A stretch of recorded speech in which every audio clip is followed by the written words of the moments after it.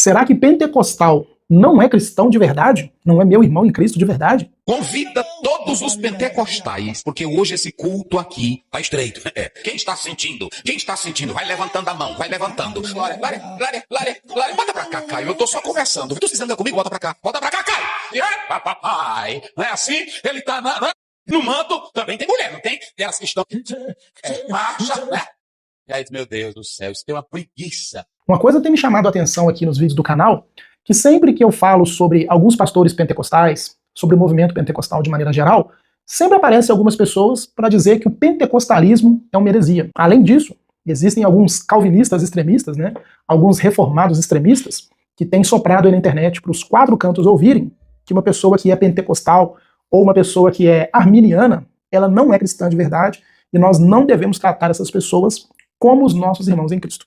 E aí, para poder investigar isso, mostrar para vocês a resposta, eu resolvi separar hoje trechos bem curtos de pregações de 3 pastores pentecostais bem conhecidos aí no nosso meio, para a gente ver se de fato, né, a mensagem que eles anunciam não condiz com a mesma mensagem que eu, pastor reformado, ou qualquer outro pastor reformado, metodista, batista, enfim, qualquer outro pastor cristão prega. Então hoje eu vou analisar a pregação dos pastores pentecostais e nós vamos ver, à luz da palavra de Deus, se de fato o pentecostalismo, se os pentecostais não são nossos irmãos em Cristo. Então vamos lá, gente.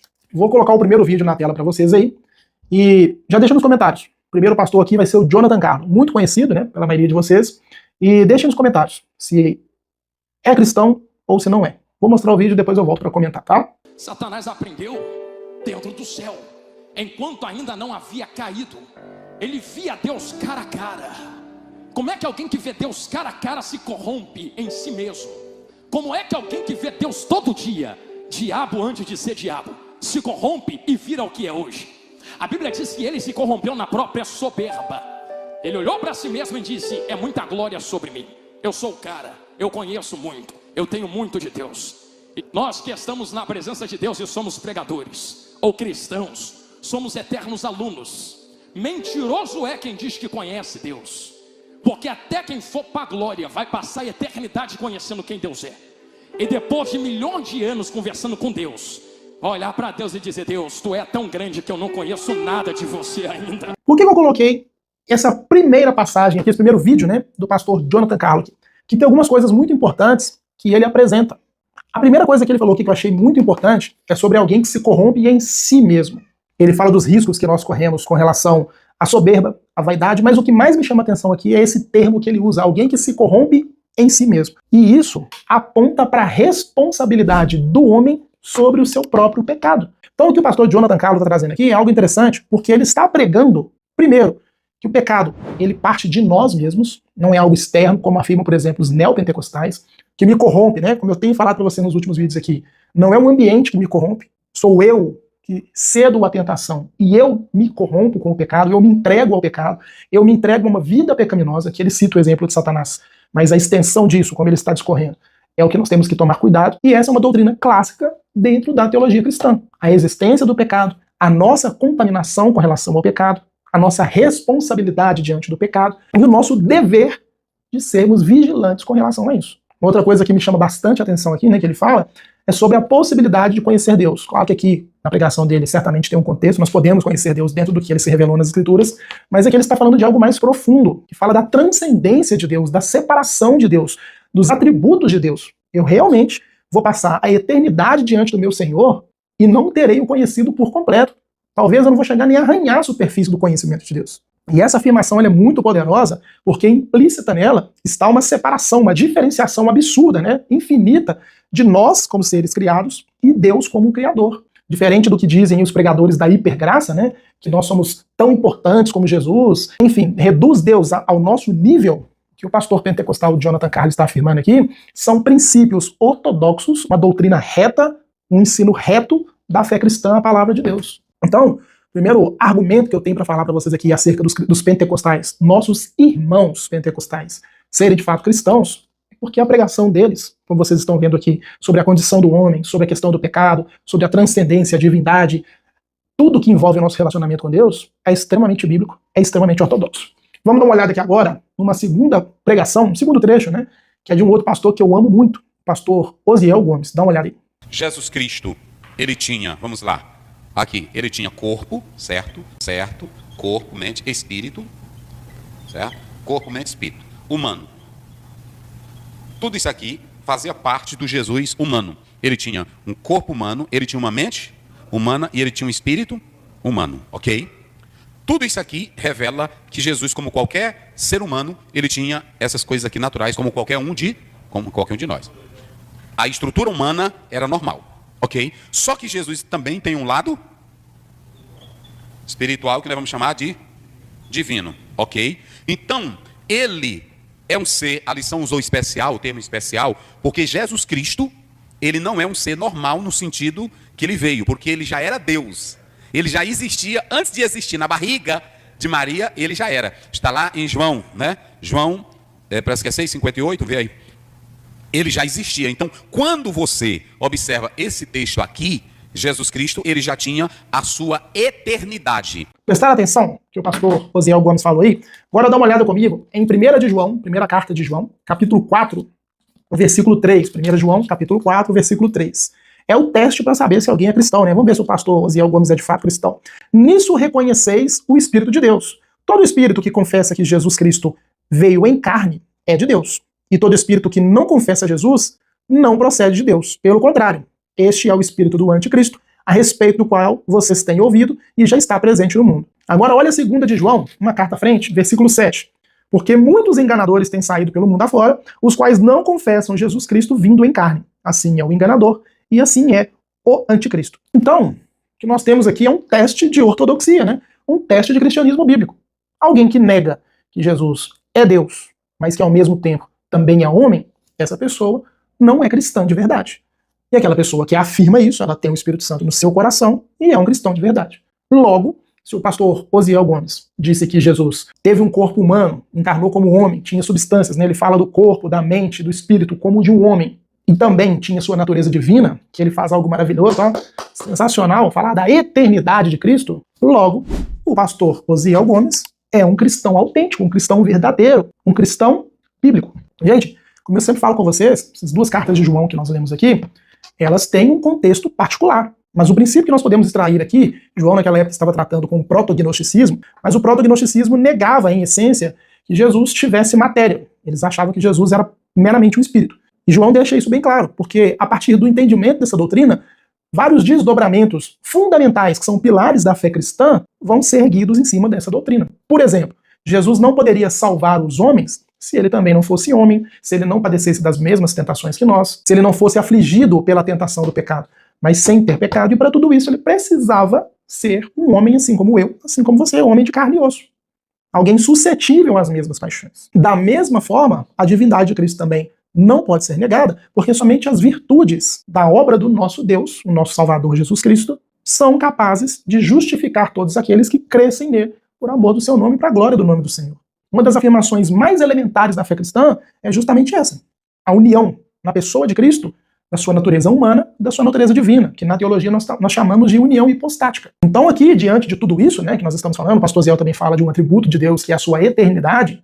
O que o pastor Ziel Gomes está afirmando aqui é extremamente bíblico, é extremamente coerente, é extremamente ortodoxo. Como é que um homem desse não é um cristão genuíno? Percebe que as pessoas que dizem que pentecostais não são cristãos, na maioria das vezes, elas não são cristãs genuínas, ou elas são imaturas na fé, que ficam fazendo aí divisõezinhas, né, panelinhas, aquele mesmo tipo de comportamento que Paulo repreende os coríntios lá na sua primeira carta, e essas pessoas, no final das contas, elas agem como a boca do próprio diabo no nosso meio, para poder tentar causar algum desconforto, alguma tristeza, algum abatimento dentro do corpo do Senhor. Existem pessoas aí que estão ganhando fama por causa disso, mas isso não é ser cristão. Existe uma diferença, um abismo entre apologética cristã, que é o que nós fazemos aqui, nós apresentamos doutrinas heréticas à luz da Bíblia, e preconceito, porque isso é preconceito. Só porque o irmão pensa de uma maneira diferente que eu, ainda que ele siga todos os princípios ortodoxos da palavra, eu não aceito ele. Então isso é vaidade. O salvador dessa pessoa não é Jesus, é Calvino. Ou do outro lado, né, também tem arminianos que dizem que calvinistas pentecostais também dizem reformados, né, dos presbiterianos, que eles não são irmãos em Cristo. Essas pessoas que afirmam esse tipo de coisa, elas não são cristãs, porque o salvador ou é Calvino ou é armínio, ou é a igreja pentecostal ou é a igreja presbiteriana. O nosso salvador é Cristo, e o que nos une é fidelidade ao nosso Senhor, a revelação que ele deu de si mesmo, na qual nós temos fé, ele nos concedeu fé para crer, e por meio da fé na obra de Jesus Cristo, nós vamos ser salvos. Inclusive, por falar nisso, já vamos passar para o próximo pastor, né? Já dá uma olhada na tela aí.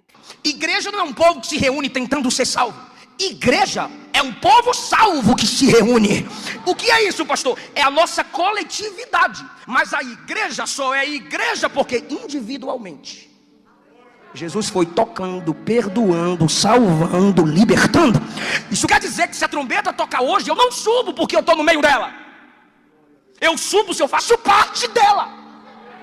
Mas eu me desenvolvo nela se individualmente eu recebi o Salvador dela. E, gente, tem tanto ouro nesse trecho aqui da pregação do pastor Eliseu, que, diga-se de passagem, já falei que eu amo esse pastor, né? Que essa última parte que ele fala sobre nós estarmos na igreja, única e exclusivamente porque nós recebemos o Senhor da igreja como nosso Senhor, isso resume a pregação do Evangelho. Eu só sou salvo, eu só faço parte do corpo de Cristo, não é porque eu frequento uma igreja, não é porque eu levantei a mão lá na frente, falei que aceito Jesus e agora eu sou evangélico. Não, eu só sou salvo por meio da obra de Jesus Cristo, que um dia foi proclamada, anunciada para mim, pela graça dele. Ele, como o pastor Eliseu diz, né, ele foi tocando, abrindo o coração, curando, libertando, me deu fé para crer, e agora, por causa disso, eu sou salvo. Percebeu o que eu fui trazendo para vocês aqui sobre os pastores pentecostais? Pregação ortodoxa sobre a condição pecaminosa do homem, pregação ortodoxa sobre a pessoa do nosso Senhor e Salvador Jesus Cristo, pregação ortodoxa, perfeita, sobre soteriologia, como o homem é salvo, como é que nós nos desenvolvemos, como nós somos corpo de Cristo de verdade. E tem pessoas que dizem um absurdo de dizer que esses homens, apenas por uma divergência, uma diferença teológica, não são cristãos. Saiba que quando você chama uma pessoa dessa, que segue a mesma Bíblia, a mesma doutrina, o mesmo Cristo que eu e você seguimos, de herege, você está atacando o corpo de Cristo. Você está ofendendo o próprio corpo do Senhor. Jesus morreu por aquela alma. Jesus entregou a vida dele para salvar alguém que você está falando que está longe do Senhor. Cuidado para que não seja você quem está longe do Senhor. Já falei, existe uma diferença, um abismo, né, uma total distinção entre a apologética cristã, onde nós expomos falsas doutrinas, falsos mestres, seitas, etc., de meros achismos e preconceitos pessoais. Uma regra para você poder definir o que é uma seita, identificar, né, o que é uma seita, tem até vídeo no canal aqui onde eu falo sobre isso, é que as seitas, elas negam doutrinas elementares da fé cristã. Por exemplo, nós tratamos aqui no vídeo, a doutrina da depravação total. Os homens são pecadores por natureza e precisam de Cristo para ser salvos. A doutrina da cristologia, a humanidade, a divindade de Cristo. Outro ponto, são geralmente instituições aceitas, né, que são exclusivistas, que criam doutrinas próprias para que alguém seja salvo.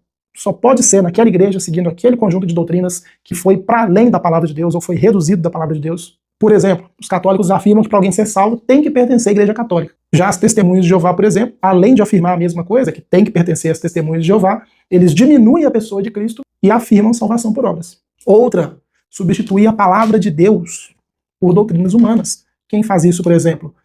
A Igreja Adventista do Sétimo Dia, através das suas revelações da Ellen White. Então nós temos que tomar cuidado, porque no pentecostalismo clássico, bíblico, esse tipo de coisa não acontece. Nós já vimos aqui, ó, pastor Eliseu falando que a igreja é composta por aqueles a quem o Senhor Jesus salvou, a quem ele tocou individualmente, foi salvando e acrescentando. Falou também que nós somos salvos, não é porque participamos de igreja, mas porque primeiro nós aceitamos a mensagem daquele que nos salvou, nós reconhecemos Cristo como nosso Salvador. Então, gente, tomem cuidado com esses falsos pregadores que têm surgido aí, né, que mais estão interessados na corrupção do corpo de Cristo do que na salvação das pessoas. Eu estou trazendo para vocês agora o curso de Teologia Sistemática, que eu tenho certeza que vai ajudar vocês demais. Às vezes nós nos apegamos a calvinismo, arminianismo, milênio, pentecostalismo, igreja reformada e por aí vai, mas nós nos esquecemos do central, que é conhecer a palavra de Deus. E as maiores deturpações, as maiores dificuldades de compreensão dessas teologias advêm porque as pessoas não conhecem as doutrinas elementares da fé cristã e querem partir para algo mais profundo, algo de maior relevância sem conhecer o básico. Mas não caiam no engano desses falsos mestres que tentam dividir o corpo de Cristo. Os pentecostais clássicos, bíblicos, como os irmãos pastor Eliseu Rodrigues, pastor Ziel, pastor Jonathan Carlos, todos eles que seguem essa mesma doutrina que eles pregam, que é a Bíblia Sagrada que eu também prego aqui, são nossos irmãos em Cristo. Nós temos que louvar a Deus pela Assembleia de Deus, como eu já falei, que é a principal dos pentecostais, né? Porque ela alcançou lugares nesse país onde nenhuma outra igreja chegou. Então, em vez de criticar esses irmãos, glorifique a Deus pela vida deles e, em nome de Jesus, seja você também um instrumento para a glória de Deus. Amém?